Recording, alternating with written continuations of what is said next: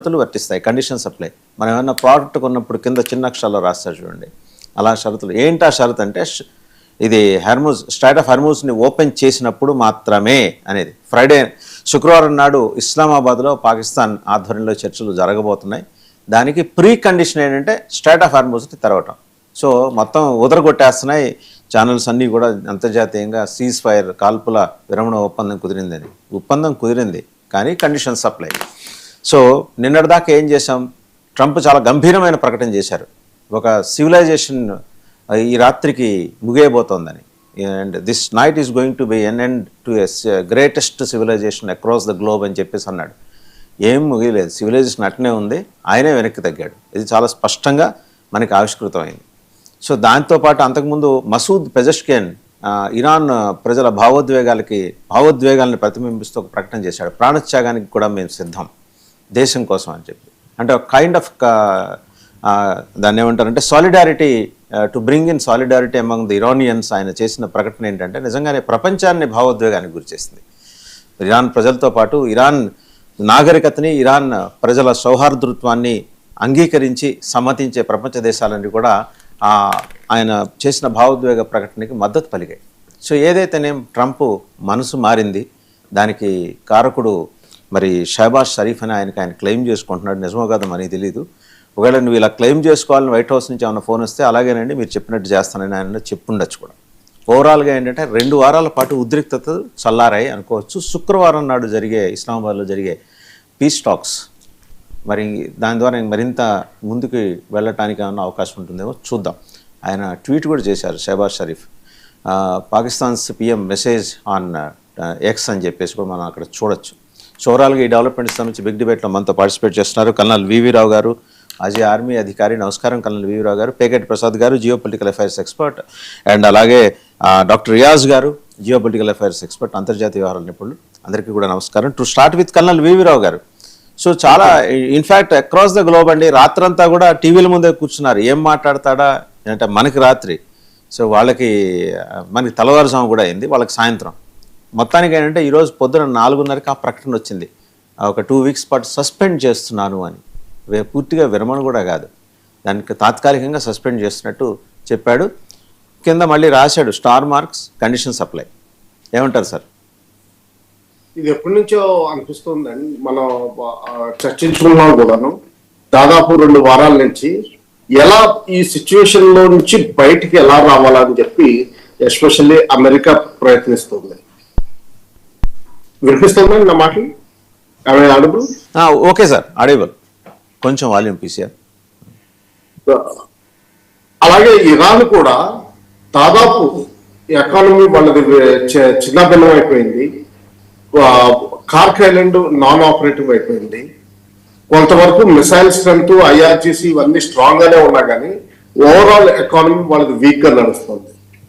So ఆ విధంగా 2 పార్టీలు కూడా బయటికి రావాలని, ఎలాగ రావాలని చూస్తున్నాయి. మొత్తం ఎన్ని మాటలు చెప్పినా యుద్ధ విరమణ ముందు లాస్ట్ మినిట్ కి ఆఖరికి అమెరికా ఇంకా కష్టకాలం నుంచి ఎలా బయటికి రావాలని చెప్పి పాకిస్తాన్ ని ఆర్డర్ చేసినట్టు కనిపిస్తుంది. పాకిస్తాన్ కి దాదాపు డిక్టేట్ చేసినట్టు, ఈ కారణం మీద ఎలాగైనా సరే ఇరాన్ ఒప్పించు, హార్ముజ్ జలసంధి కొంచెం ఓపెన్ చేస్తే మేము కూడా యుద్ధ విరమణ చేస్తామని చెప్పినట్టు మనకు క్లియర్ గా తెలుస్తుంది. ఎందుకంటే షహబాజ్ షరీఫ్ గారు ట్వీట్ చేసేటప్పుడు అమెరికా నుంచి వచ్చిన డ్రాఫ్ట్ కూడా ఆయన డిలీట్ చేయడం మర్చిపోయారు. డ్రాఫ్ట్ యాజ్ ఇట్ ఈస్ వచ్చింది. అదే ఇందాక అనుకున్నాం కదా సార్, ఇది కూడా వైట్ హౌస్ పంపించాలి వాళ్ళకి. అదే వైట్ హౌస్ నుంచి వచ్చిన draft as it is publication అయిపోయింది. సో ఆ విధంగా క్లారిటీ వస్తుంది. సో అందులో మనం అనుకున్నాం రాత్రి అయితే మాత్రం పాకిస్తాన్ ఎంతవరకు సక్సెస్ఫుల్ అవుతుంది, ఎందుకంటే పాకిస్తాన్ కి ఏమాత్రం క్షమత లేదు. బేసికలీ ఏంటంటే అమెరికా పాకిస్తాన్ ని వాడుకుని సీజ్ ఫైర్ తెప్పించుకుంది. మంచిదే, ప్రపంచానికి అది కొంచెం ఇదైనా కానీ వాళ్ళకి ఫేస్ సేవింగ్ మొత్తం మీద దొరికింది, ప్రపంచానికి కూడా మంచిది. ఇప్పుడు 2 వారాలు అయితే అట్లీస్ట్ ఆయిల్ రిజర్వ్స్ ప్రపంచంలో ఏషియాకి, యూరోప్ కి అందే అవకాశాలు కనిపిస్తున్నాయి. కొంచెం రీకన్స్ట్రక్షన్ అయ్యే అవకాశాలు కూడా కనిపిస్తున్నాయి మిడిల్ ఈస్ట్ లో. సో ఏం జరుగుతుందో చూద్దాం. బహుశా 2 పార్టీలు అంటే Israel plus America and Iran రెండు ప్రాగ్మాటిక్ గా ఆలోచించే అవకాశాలు చాలా కనిపిస్తున్నాయి. Hopefully peace should come. చెప్పండి. రైట్, ఒకసారి పేగేటి ప్రసాద్ గారి దగ్గరికి వెళ్దాం. పేగేటి ప్రసాద్ గారు, ప్రపంచంలో భగవంతుడి సృష్టిలో ఏ ఒక్కటి కూడా నిరుపయోగం కాదు అని చెప్పడానికి ఉదాహరణ ఏంటంటే పాకిస్తాన్. పాకిస్తాన్ కూడా ఈరోజు ప్రపంచ శాంతి కోసం ఉపయోగపడే ఒక టూల్గా రావటం అనేది అన్ని మనందరం ఆహ్వానించాలి కూడా. We need to welcome that. వాళ్ళకు కూడా దేవుడు మంచి బుద్ధి ప్రసాదించి ఇలాంటి మంచి కార్యక్రమాల్లోకి, ఏదో పీస్ టాక్స్ వాళ్ళ ప్రమేయం లేకపోయినా అలాంటి కార్యక్రమాల్లోకి వాళ్ళని కూడా ఇన్వాల్వ్ చేసే ఒక వ్యవస్థ. ఇందాక కల్నల్ రావు గారు చెప్పినట్టు డ్రాఫ్ట్ని కూడా యాజ్ ఇట్ ఈస్, మనం చాలా సినిమాలు యాజ్ ఇట్ ఈస్ అంటాడు కదా, యాజ్ ఇట్ ఈస్ దింపేశాడు. కనీసం ఏది కామా పులి స్టాప్లు కూడా లేకుండా వైట్ హౌస్ ప్రిపేర్ చేసింది అనేది, చేస్తోంది అనేది మనం ఎప్పటి నుంచో చెప్తున్న విషయం. ఇవాళ అది మేనిఫెస్ట్ అయింది. So how do you look at the on going developments అండి? ఒక ఎంటైర్ నైట్ అయితే మొత్తం ప్రపంచ దేశాలన్నీ కూడా ఒకరికి సాయంత్రం, ఒకరికి రాత్రి, ఒకరికి నడిరాత్రి, మనకి తెల్లవారుజామున వెయిట్ చేస్తూనే ఉన్నాం ఎలాంటి ప్రకటన చేస్తాడు అని. ఎందుకంటే నిన్న ఒక నాగరికతను నేను నాశనం చేసేస్తానని చెప్పి భీషణ ప్రతిజ్ఞ చేశాడు. భయపడింది, ప్రపంచం భయపడింది. It's not that Iran alone. ఏమంటారు? ఇప్పుడు ఈ మార్కెటింగ్ ఎలా ఉంటుందంటే యుఎస్ వాళ్ళది, ఆ స్ట్రాటజీలు వాళ్ళ ఎలా నెరేటివ్ సెట్టింగ్ ఎలా ఉంటుందంటే, ఈ యుద్ధం మొదలయ్యే రోజు ఫస్ట్ డే తర్వాత మనకేంటంటే ఇరాన్ వాళ్ళ ప్రజలకి మేము ఫ్రీడమ్ తీసుకొస్తున్నాము అని చెప్పి ఒక అమ్మాయి సిగరెట్ తాగుతూ ఖమేనీ ఫోటోని ఇలా అంటించేయడం అవన్నీ వైరల్ చేసేసారు. మొత్తం ఒక 5 వారాలు అయిన తర్వాత ఏమైందంటే ఇప్పుడు సివిలైజేషన్ థ్రెట్ అని, అంటే అమెరికా వాళ్ళకి ఎంత ఘోర పరాభవం మనకు అర్థమవుతుంది దీనివల్ల. సో వాడికి అమెరికా వాళ్ళకి ఏంటంటే ఇంక ఎగ్జిట్ రూట్ ఎక్కడ లేకుండా అయిపోయింది. నెక్స్ట్ వాళ్ళు ఏం చేశారంటే వాళ్ళు ఎలాగైనా పాకిస్తాన్ని వాడుకున్నారు, ఒక పావులాగా వాడుకున్నారు. దీంట్లో ఎలా వాడుకున్నారంటే మీరు దీనికి చూడండి, ఒక 1-2 డేస్ ముందు యుఏఈ దగ్గర నుంచి ప్రెషర్ వచ్చింది పాకిస్తాన్ మీద, మీరు లోన్ వెంటనే తీర్చేయాలి మాకు. సౌదీ దగ్గర నుంచి కూడా ప్రెషర్ వచ్చింది, మనం డిఫెన్స్ డీల్ చేసుకున్నా మీరు సపోర్ట్ చేయట్లేదు అలా అని చెప్పి. అంటే పాకిస్తాన్తో వాళ్ళని ఒక ఛానల్గా ఉపయోగించుకోవాలని వాళ్ళ ప్లానింగ్ ముందు నుంచి ఉంది అమెరికా వాళ్ళకి. ఇంకోటి ఏంటంటే ఇరాన్ కూడా పాకిస్తాన్ వాళ్ళని వాడుకోవాలి, ఎందుకన్నా ఒక దానికి వాళ్ళని ఒక విండో లాగా యూజ్ చేసుకుందామని వాళ్ళకు కూడా ప్లాన్ ఎప్పటి నుంచో ఉంది. అందు గురించే యుఎస్ ఎలైస్ ఎంతమంది ఉన్నా వాళ్ళ మీద అటాక్ చేసినా ఏం చేసినా సరే పాకిస్తాన్ మీద ఒక్క మిజైల్ కూడా పడలేదు. అయితే ఇక్కడ మనము ఇంకొక అంశం చూడాల్సింది ఏంటంటే దీనివల్ల ఏమవబోతోంది ఈ 2 వారాల్లో అనేది చూసుకుంటే, ఫస్ట్ ఇమీడియట్ గా మనకి క్రూడ్ పర్ బ్యారెల్ ఏదైతే ఉందో $90 పడింది, which is a good sign. అయితే ఇంకా మనకి దీనివల్ల నష్టపోయింది ఎవరెవరు అని మనం చూసుకుంటే, మనకి actually Dubai is the safest place in the earth అని ఒక అభిప్రాయం ఉండేది. మన వాళ్ళు పెద్ద పెద్ద వాళ్ళు, బాలీవుడ్ తారలు, వీళ్ళు చాలా మంది ఇండస్ట్రియలిస్టులు, వాళ్ళందరూ హెవీ ఇన్వెస్ట్మెంట్ చేశారు అక్కడ రియల్ ఎస్టేట్ లో. సో కానీ ఈ ఒక్క దాటికి, ఈ యుద్ధం దాటికి మనకు అర్థమైపోయింది నథింగ్ ఈజ్ సేఫ్. ఏ దేశమైనా వాళ్ళ సెక్యూరిటీ మీద, వాళ్ళ దీని మీద వాళ్ళు నిలబడాలి, మీద ఎవరి మీద నిలబడలేరు. నాటో టోటలీ స్ప్లిట్ అయిపోయింది. సో నాటో స్ప్లిట్ అయిపోయింది. వాళ్ళ అంటే నాటోకి వీళ్ళు డిప్లాయ్ చేసిన వాళ్ళు ఎంతమంది అయితే మిలిటరీ వాళ్ళు ఉన్నారో వాళ్ళని మేము వెనక్కి తీసుకుంటాం అన్న ఒక స్టేట్మెంట్ కూడా వచ్చినట్టు ఉంది నిన్న యుఎస్ దగ్గర నుంచి. దాంతోపాటు డీడాలరైజేషన్ కి నాటోలో మిగతా దేశాలు కూడా స్లోగా స్టెప్ స్టార్ట్ చేశాయని మనకు అర్థమవుతుంది. ఎందుకంటే ఒక రిపోర్ట్ ఏమొచ్చిందంటే ఫ్రాన్స్ వాళ్ళు వాళ్ళకి సంబంధించిన 120 tons of gold New York bank లో ఉండే దాన్ని అమ్మేసి సేమ్ వాల్యూ ఏదైతే ఉందో అది యూరోప్ లో కొంటున్నారు అని ఇంకొక మనకు డీటెయిల్స్ వచ్చిందండి. ఇంకా నెక్స్ట్ 6 నెలల్లో ఏం రాబోతోంది అంటే ఎలక్షన్స్ రాబోతోంది. ఎలక్షన్స్ ఒకటి ఇజ్రాయెల్లో రాబోతోంది, నెక్స్ట్ వీళ్ళకి ఇక్కడ కాంగ్రెస్ ఎలక్షన్స్ కూడా అవుతుందండి. సో వీటికి ఈ నెరేటివ్ లో వీళ్ళు ఏమైనా సేవ్ చేసుకుందామా? అఫ్ కోర్స్ యుఎస్ లో వీళ్ళ స్పెషల్ ఎలక్షన్స్ జరిగేది ఇంకా 6 నెలలు ఉన్నప్పటికీ వీళ్ళకి ప్రైమరీస్ అంటారు, అవి స్టార్ట్ అవుతూ ఉంటుంది. దాంట్లో కొన్ని కొన్ని ఒక్కొక్క నెల అది ఏప్రిల్, మే, జూన్, జూలై, సెప్టెంబర్ ఆ ప్రాంతాల్లో వివిధ వాళ్ళ రాష్ట్రాల్లో అక్కడ జరుగుతుంది. సో ఇవన్నీ డెసిషన్ అంటే పొలిటికల్ ఫాలోఅవుట్స్ చూసుకోవాలి, ఇవి కూడా చూసుకోవాలి.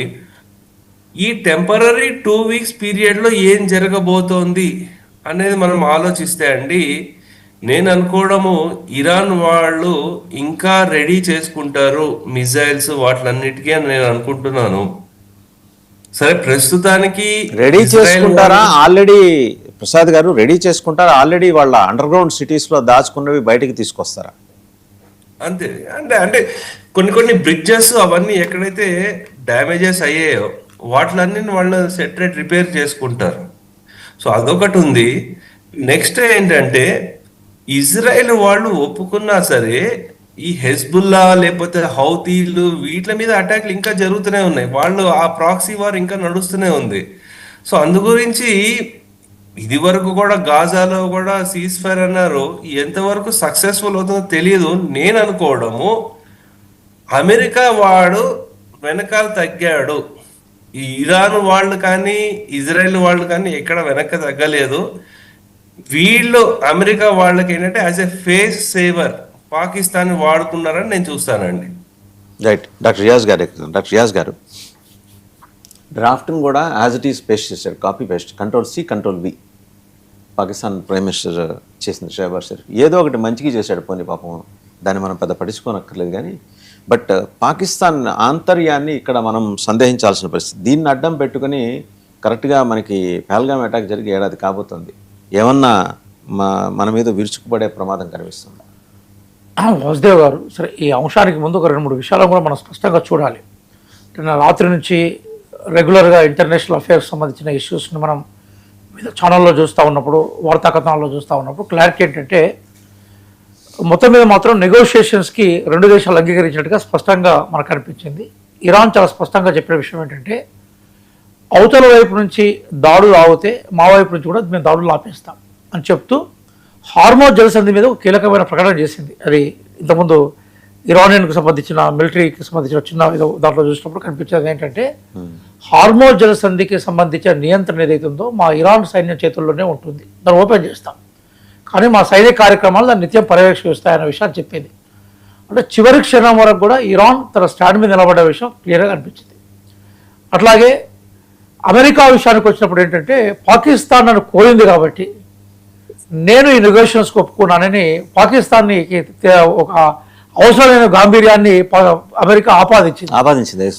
దాన్ని మనం చాలా అంటే దానికి కారణం ఏంటంటే టర్కీ, ఈజిప్ట్, పాకిస్తాన్ 3 నెగోషియేషన్స్ కోసం ప్రయత్నం చేసినప్పుడు ఈ 3 అమెరికా చేతుల్లో ఉన్న దేశం ఏదైతుందో అది పాకిస్తాన్. చాలా క్లియర్గా మనం ఫస్ట్ నుంచి నేను చెప్పుకుంటూ వస్తున్నాను, పూర్తిగా అనుకూలత కాబట్టి దాన్ని ప్రయోగం చేసింది. మీరు చెప్పినట్టుగానే అమెరికా ప్రోద్బలంతో పాకిస్తాన్ దాన్ని నెగోషియేషన్ కేంద్రంగా మార్చుకుంది. సరే, అదొక అంశం. ఇక్కడ విషయం ఏంటంటే ప్రధానంగా 2 దేశాల్లో కూడా అంటే 2 వైపులో కూడా అంటే ఇరాన్కి నిజంగా ఇప్పుడు ఈ 2 వారాల గడువు ఏదైతుందో అది ఊపిరి పీల్చుకొని మరింత విస్తరించుకోవడానికి తన ఆర్మీని ప్రధానంగా ఇప్పుడు ఈ 2 వారాల్లో వాళ్ళు పెద్ద మిసైల్స్ తయారు చేసుకుని డ్రోన్లను తయారు చేసుకోవడానికి పక్కన పెడితే ఇరాన్ ఇప్పుడు పూర్తిగా ఏంటంటే తన భూతలాన్ని రక్షించుకునే కోణంలో ఆర్మీని ఎక్స్పాండ్ చేసుకోవడం కోసం సంపూర్ణంగా సంసిద్ధతతో ఉంది. వాళ్ళు ఆర్మీని అంటే భూతల ఆర్మీని, పదార్థాలని, ఆర్టిలరీ ఫోర్స్ని ఎక్స్పాండ్ చేసుకునే అవకాశం దొరికింది.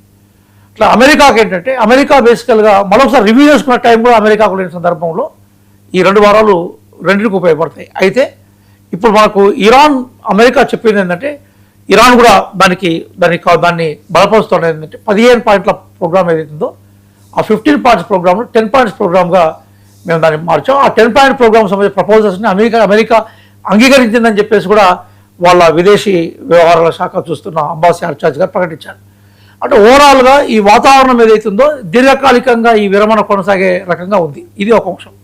ఇక మరొక అంశం ఏంటంటే ఇజ్రాయెల్కి సంబంధించిన వైఖరి దీని మీద ఎట్లా ఉంటుంది. ఇజ్రాయెల్ బాంబరింగ్ కానీ ఇజ్రాయెల్ అటాక్స్ ఇరాన్ మీద కొనసాగినప్పుడు ఇరాన్కి సంబంధించిన బాంబరింగ్, ఇరాన్కి సంబంధించిన అటాక్స్ కూడా ఇజ్రాయెల్ మీద కొనసాగే అవకాశం ఉంది. కానీ ఇజ్రాయెల్ ఇరాన్ మధ్య వార్ అనేది కంటిన్యూ అవుతుందో లేదా అనేది కొన్ని గంటల్లో మనకు తెలియబోతా ఉన్నది. కానీ ఇప్పుడున్న నేపథ్యంలో అమెరికాకు ఇరాన్ మధ్య జరిగిన ఈ జనరల్గా ఇప్పుడు బయటకు వచ్చిన ప్రకటనలు ఏవైతున్నాయో ఈ 2 వారాలకు మాత్రం డెఫినెట్గా నెగోషియేషన్స్ అంగీకరించినట్టుగా మనకు కనబడతా ఉంది. అయితే ట్రంప్ చాలా ఎక్స్ట్రీమ్గా మాట్లాడినాడు. ఆ ఎక్స్ట్రీమ్ ఏంటంటే మనం ఎంతో కష్టపడి నాగరికత నిర్మించుకుంటాం సార్. నాగరికత నిర్మాణం అనేది ఒక రోజులో వచ్చిన ప్రాసెస్ కాదు. అనేక తరాల శ్రమ, మేధో శ్రమ, శారీరక శ్రమ కలిస్తే నాగరికత. ఆ నాగరికతను తూట్ చేస్తామని ప్రకటన చేయడం అనేది బహుశా నాకు తెలిసి ప్రపంచంలో హిట్లర్ కూడా అట్లా ప్రకటించి ఉండడు. దారుణమైన స్టేట్మెంట్. నాగరికతను తూట్ చేయడం అంటే మానవాళి నాశనం చేయడమా? చివరికి దీంతో మీరు గమనించారో లేదో, ఆయన ఆ ప్రకటన చేసిన తర్వాత అంతర్జాతీయంగా దేశాలన్నీ ఇరాన్కి సంఘీభావంగా నిలిచాయి. అంటే సహజంగా ఇరాన్ నాగరికతకి సంఘీభావంగా, ఇరాన్లో ఉన్న మత సాందస్వాదానికి కాదు, వాళ్ళు నాగరికతకి సంఘీభావంగా నిలిచాయి అన్ని దేశాలు. ఇప్పుడు ఒకటి వాసుదేవ్ గారు, ఇరాన్ అనేది ఒక డెమోక్రటిక్ కంట్రీ కాదు, మనం కూడా గుర్తుపెట్టుకోవాలి. అట్లా రాజకీయ వ్యవస్థ కూడా కాదు. ఇప్పుడు ఇరాన్ పూర్తిగా డెమోక్రటిక్ కంట్రీలో భారతదేశం లాగా మిగతా దేశాల ద్వారా ఎన్నికల ద్వారా ఎన్నుకునే ప్రభుత్వం కాదు. లేదా మిగతా మనకి మధ్యప్రాచ్యంలో ఉన్న దేశాల రాజకీయ వ్యవస్థ కూడా కాదు. కాబట్టి 1979 తర్వాత వచ్చిన రెవల్యూషన్ ఇరాన్ ని మనం డెమోక్రటిక్ కంట్రీ, ఇరాన్ కూడా అక్కడ ఇంటర్నల్ గా వచ్చిన క్వశ్చన్స్ చేసే వాళ్ళని అణిచివేసింది. ఉమెన్ కి సంబంధించిన లిబర్టీ మీద, ఇరాన్ కి సంబంధించిన స్టాండ్ మీద ప్రపంచాన్ని నుంచి నిరసనలు ఎదుర్కొన్నది. దాన్ని మనం ఇరాన్ ని పూర్తి డెమోక్రటిక్ కంట్రీగా చూసే అవకాశం మనకు లేదు. అదే సందర్భంలో ఏం జరిగిందంటే, అక్కడ ఆ రిజిమ్కి వ్యతిరేకంగా ప్రజలు రోడ్డు మీదకి వచ్చినప్పుడు ఈ ట్రంప్ చాలా తొందరపడి ఏదైతే బేసికల్ అటాక్ చేశాడో ఆ దేశ ప్రజల ఐక్యతని అది బాగా పెంచింది. ట్రంప్ స్ట్రాటజీగా చేసిన మిస్టేక్గా మనం చూడాలి. అది కదా లాస్ట్ ట్రంప్ పరిస్థితి అయిపోయిందంటే కొండంత రాగాన్ని పాడి ఏదో చివరిగా కంక్లూడ్ చేసినట్టుగా ప్రపంచ ప్రజల ముందు ఓ బఫన్గా మిగిలిపోయిన సందర్భం ఉన్నది. కానీ ఇప్పుడు నేపథ్యంలో ప్రపంచం మొత్తం కోవిడ్ తర్వాత మనందరం పెనం మీదకి వెళ్ళి ఇప్పుడు ఈ యుద్ధం వల్ల పొయ్యిలో పడ్డ సందర్భంలో ఇది కొంత ఉపశమనంగా చూడాలి. అట్లా మన భారతదేశం లాంటి ఆయిల్ ఆధారిత ఆర్థిక వ్యవస్థలు ఏదైతుందో దానికి ఈ 15 డేస్లో మన ఆయిల్ తెప్పించుకోవడానికి కానీ మిగతా మన రిఫైనరీస్ మనం ఓపెన్ చేసుకోవడానికి కానీ ఒక అవకాశం మాత్రం దొరుకుతుంది. దీన్ని మనం యుద్ధాన్ని వ్యతిరేకించే వాళ్ళుగా, శాంతిని ప్రేమించే వాళ్ళుగా, అంతర్జాతీయలో ప్రజల మధ్య ఫెటర్నిటీని కోరుకునే వాళ్ళుగా దీన్ని ఈ నెగోషియేషన్ మనం ఆహ్వానించాలి. అయితే ఒకటి సార్, ఇక్కడ చిన్న సబ్మిషన్ ఏంటంటే, ఇరాన్ అంత ఫండమెంటలిస్టిక్ రెజీమ్ ఉన్నప్పటికీ కూడా ఎలక్షన్స్ డెమోక్రటిక్ వేలోనే జరిగినాయి. వాళ్ళే బలవంతంగా గెలిచి ఉండొచ్చు కాక, అట్లీస్ట్ అది ఒక ఓపెన్ డెమోక్రసీకి కొంత ఒక డోర్ ఓపెన్ చేసింది ఇరాన్. అంటే ఒక్క అవసరం సార్, అంటే యాక్చువల్గా అంటే మనం హానెస్ట్గా మాట్లాడుకుంటే మిగతా మధ్యప్రాచ్య దేశాలు, ఇస్లామిక్ దేశాల కన్నా ఇరాన్ చాలా ప్రోగ్రెసివ్. అంటే హానెస్ట్ గా మాట్లాడుకోవాలి. టెక్నాలజీ రెండోది ఉమెన్ లిటరసీ కూడా 90% క్రాస్ అయిన దేశం అది. ఇప్పటికీ ఉమెన్ ఎంప్లాయ్మెంట్ ఇప్పుడు మనం చూస్తుంటే ఆయుధ కర్మాగారాలు, దానికి సంబంధించిన కొన్ని రీల్స్ రిలీజ్ అవుతున్నాయి కదా మనకు, చిన్న చిన్న లోపలికి ఇంటర్నల్ ఇష్యూస్ వచ్చి కూడా ఉమెన్ ఆర్ వర్కింగ్ దేర్. మిగతా నీకు మధ్యప్రాచ్య దేశాల్లో అంతా మనకి డెమోక్రటిక్ స్పేస్ కానీ ఎంప్లాయ్మెంట్ స్పేస్ కానీ అన్ని సామాజిక వర్గాలు గడిచిన 5 దశాబ్దాలుగా చూస్తే మెడికల్ ఎడ్యుకేషన్ లో వాళ్ళు సాధించిన విజయాలు చాలా అద్భుతాలు కూడా మనం చెప్పుకోవాలి. కాబట్టి అందుకోసం ఇరాన్ మనం పూర్తిగా అంటే నేను ఇరాన్ అన్ని రంగాల్లో బ్యాలెన్స్ కనబడతా ఉంటుంది. అంటే పూర్తిగా ఆర్థడాక్స్ దేశం కాదు, very European type of modern దేశం కాదు, రాజకీయ వ్యవస్థ కాదు, సంపూర్ణంగా డెమోక్రసీ వ్యతిరేకించే దేశం కాదు, అన్ని బ్యాలెన్స్ తో ఉంది. కాబట్టి దాని నాగరికతను సస్టైన్ చేసుకునే ఒక ప్రత్యేకత ఇరాన్కు ఉంది మిగతా మధ్యప్రాచ్య దేశాలతో పోలిస్తే. అది దానికి కూడా అడ్వాంటేజ్ చూడాలి. అది ఇప్పుడేమైపోయిందంటే సడన్గా అంటే ఇప్పుడు మనకి ఇరాన్ మీద దాడులు చేసి సివిలైజేషన్ అంతం చేస్తామని చెప్పడం, తర్వాత వీళ్ళు అమెరికా దాడుల్లో దాదాపుగా 163 మందికి చిన్నారులు బడికి పడి చిన్నారులు చనిపోవడం, 25 మందికి పైగా టీచర్లు చనిపోవడం, సామాన్యులు చనిపోవడం ఏదైతుందో అది ప్రపంచ దేశాలకు సహజంగా, ప్రపంచ దేశాల మనుషులు మనం మానవత్వాన్ని ప్రేమిస్తాం కదా సార్, మనుషులు బతుకుండాలని కోరుకుంటాం కదా. ఆ వైఖరికి వ్యతిరేకంగా ఎవరు పోయినా కూడా వాళ్ళని వ్యతిరేకించే అది ఉంటుంది. ఈరోజు అమెరికా నిస్సగ్గా దానికి నిదర్శనంగా కనిపించింది అనే విషయం మనం చూడాలి. అందుకోసమే నెగోషియేషన్ మనం ఆహ్వానించాలి. అదే సందర్భంలో చివరి క్షణం వరకు కూడా ఇరాన్ చాలా గంభీరంగానే జియో పాలిటిక్స్ నిలబడ్డది. ఎక్కడ సరైన అయిన కోణంలో మనకి ఎక్కడ కనిపించదు. ఇది అది ఇంకో కీలక విషయం కూడా గుర్తుపెట్టుకోవాలి. అదేంటంటే ప్రపంచం యూనిపోలార్ సిస్టమ్ నుంచి, అంటే ఏకధ్రువ ప్రపంచం నుంచి ఇప్పుడు బహుధ్రువ ప్రపంచంలోకి మొదలుపెట్టింది. అంటే అమెరికా మొనోపల్ని నాటో దేశాలే వ్యతిరేకించాయి. నాటో దేశాలు అమెరికాకు సంబంధించిన ఈ వైఖరిని నిరసించాయి.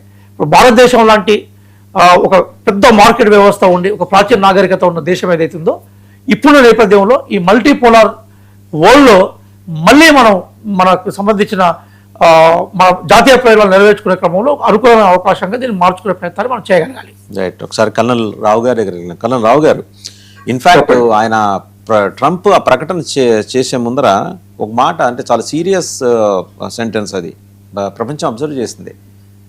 ఈ నాగరికతని మేము తుడిచేయబోతున్నాం, ఎవరండి ఆయన ఒక నాగరికతను తుడిచేయడానికి? 5,000 సంవత్సరాల క్రితం నాటి నాగరికత, ఎంత గొప్ప నాగరికత!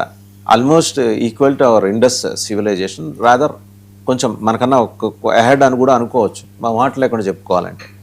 గొప్ప నాగరికతని ధ్వంసం చేయడానికి ఆయనకి ఎవరు రైట్స్ ఇచ్చారు? అండ్ దానికోసం ఆయన ఏం చేశాడు?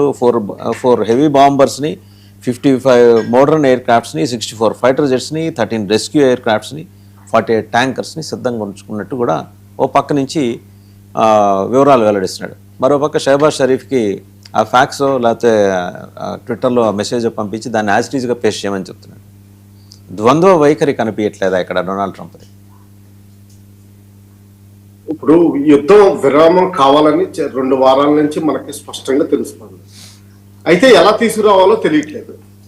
ఎందుకంటే హార్మోన్ జలసంధి క్లోజ్ అయిపోయింది, దాని మీద ఇరాన్ తన పటిష్టంగా కంట్రోల్ తీసుకుంది, ఐఆర్జిసి స్ట్రాంగ్ గా ఉంది, ఇరాన్ లో ఉన్న various structures, normal democratic executive structure కానివ్వండి, ఇటు ముల్లాస్లు ఉన్న థియోక్రసీ కానివ్వండి, అన్ని పటిష్టంగానే ఉన్నాయి.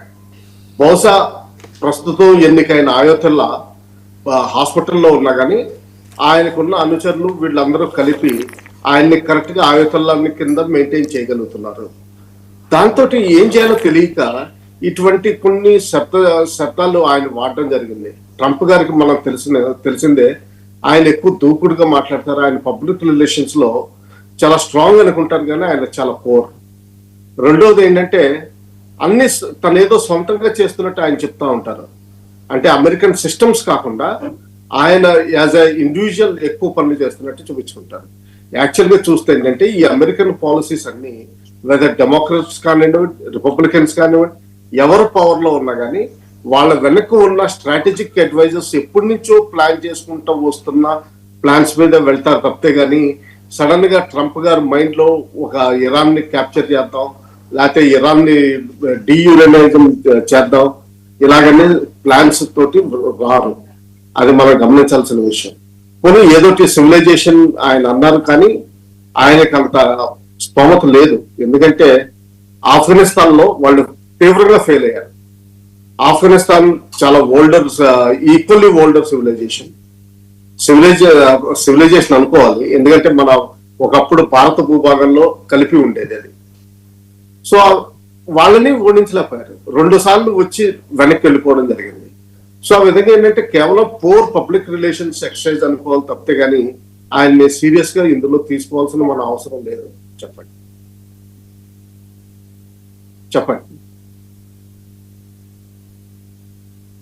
ఉన్న యురేనియన్ డిపాజిట్స్ ని ఎత్తికెళ్ళిపోవటం కోసమే ఈ ఆపరేషన్. అలాగే ఖర్గ్ ఐలాండ్ నిన్న మధ్యాహ్నం సాయంత్రం వరకు కూడా ఏంటంటే ఖర్గ్ ఐలాండ్ మీద బాంబింగ్ నడిచిపోతుంది. ఆల్మోస్ట్ ఈ ట్రూప్స్ గ్రౌండ్ అయ్యాయి, అక్కడికి పారాట్రూప్స్ గ్రౌండ్ అయ్యాయి, ఇన్వేషన్ మొదలైందని చెప్పేసి ఒక పిక్చర్, ఒక section of media, international media projection ఇస్తూ వస్తుంది. But Al Jazeera has been time and again దాన్ని ఖండిస్తూ వస్తుంది. ఎందుకంటే Al Jazeera is a proxy of terror groups. ఆ మీడియా సంస్థ అలా ఏర్పడింది అల్ జజీరా అనేది అక్కడ. బట్ అందరూ ఉంటారు, మళ్ళీ అందులో అన్ని ప్రోగ్రెసివ్ థింకర్స్ ఉంటారు, ఫండమెంటలిస్టిక్ పీపుల్ ఉంటారు, అందరిని ఎంగేజ్ చేసుకుంటారు. అంటే కువైట్ మనీ అందులో ఉంది, మీకు తెలిసిందే. వాళ్ళు మాత్రం దీన్ని ఖండిస్తూ వస్తున్నారు. చూడండి, 2 వర్షన్స్. ఇంటర్నేషనల్ మీడియా ఏమో ఒక వర్షన్ ఏంటి, అయిపోయింది, Kharg island has been completely captured, సాయంత్రానికి ట్రంప్ ప్రకటన చేయబోయేది అది అని. బట్ వేరాజ్ మొత్తం తిరగబడింది, మనకి తెల్లారికి వచ్చేప్పటికి వాళ్ళకి రాత్రి. ఇప్పుడు ఏమవుతుందంటే జనరల్ గా ఇటువంటి మేజర్ క్యాప్చర్ ఆపరేషన్స్ లాంచ్ చేసినప్పుడు ఒక 12 hours 16 hours ముందర ఏమవుతుందంటే ఒక రోజు సాయంకాలం 4 గంటల నుంచి దాన్ని ఎయిర్ బొంబార్డ్మెంట్ విపరీతంగా జరుగుతుంది. దానివల్ల ఏంటంటే అక్కడ ఉన్న సిస్టమ్స్ అన్నింటినీ సప్రెస్ చేసి అప్పుడు నేవీ ద్వారా, ఈ ఐలాండ్ కాబట్టి నేవీ ద్వారా షిప్స్ లో ట్రూప్స్ ని పంపించాల్సి ఉంటుంది. తర్వాత ట్రూప్స్ అక్కడి నుంచి వేడింగ్ చేసుకుంటూ, అంటే వాటర్స్ లో 3 జట్టీలు ఉన్నాయి కాబట్టి బహుశా 3 ప్రాంగ్స్ లో ఈ చిన్న ఐలాండ్ అయినా కానీ by early in the morning 4 o'clock 5 o'clock capture చేయాల్సిన అవసరం ఉంటుంది. అంటే జనరల్ గా ఏ ఆర్మీలో అయినా సరే జరిగే ప్లానింగ్ ఇలాగే ఉంటుంది, కొంచెం ఎక్కువ తక్కువ తేడాల్లో.